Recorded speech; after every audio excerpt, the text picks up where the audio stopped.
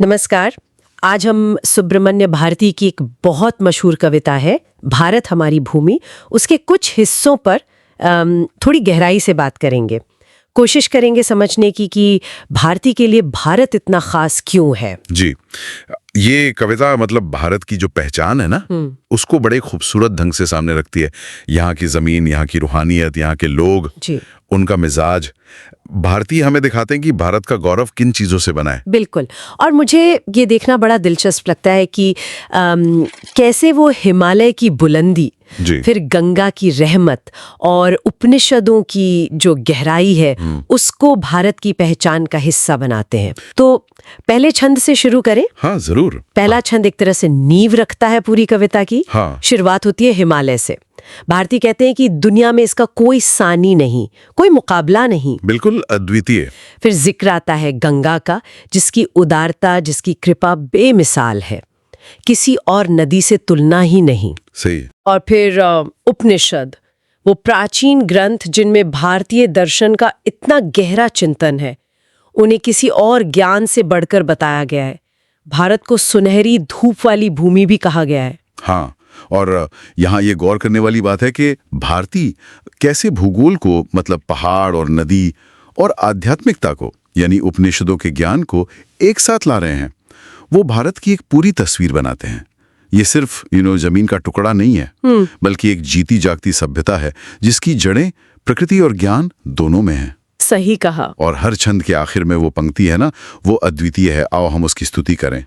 ये जैसे बार बार याद दिलाता है कि भारती के लिए भारत क्यों सबसे अलग है, सबसे महान है। हाँ, ये दोहराव बहुत शक्तिशाली है।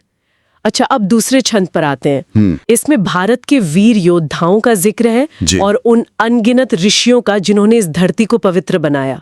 और फिर दिव्य संगीत, हर तरह की शुभता, इन सब का भी जिक्र है। बिल्कुल।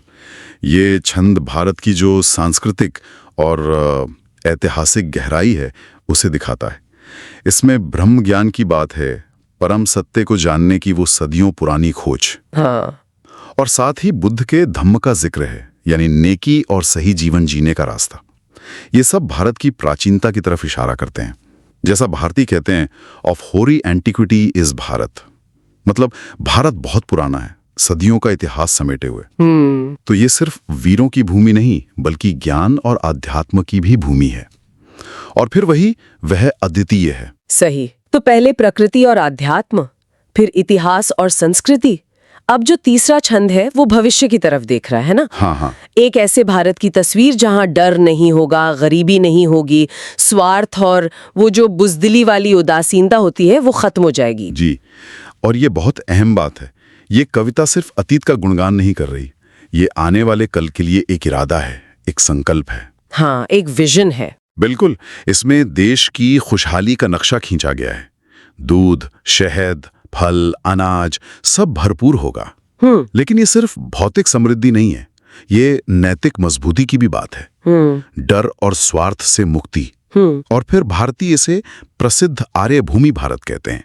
उस समय के संदर्भ में आर्य का मतलब शायद श्रेष्ठ या कुलीन विरासत से रहा होगा, जो भारत की महानता पर और जोर देता है। और फिर वही पंक्ति जो कविता का मूल मंत्र है। तो कुल मिला के ये कविता एक सफर पे ले जाती है, भारत की कुदरती शान से शुरू होकर उसकी रूहानी गहराई तक, उसके इतिहास के नायकों और ज्ञानियों से होते हुए एक रोशन भविष्य की उम्मीद तक।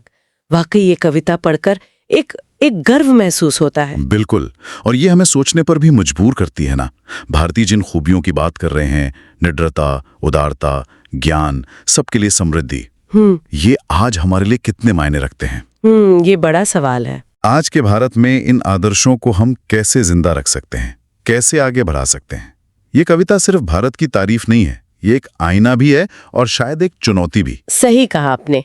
ये सवाल वाकई सोचने लायक है कि भारती का जो नजरिया था उसे आज हम अपनी जिंदगी में, अपने समाज में कैसे उतार सकते हैं। हाँ, और शायद यही इस कविता की असली ताकत है।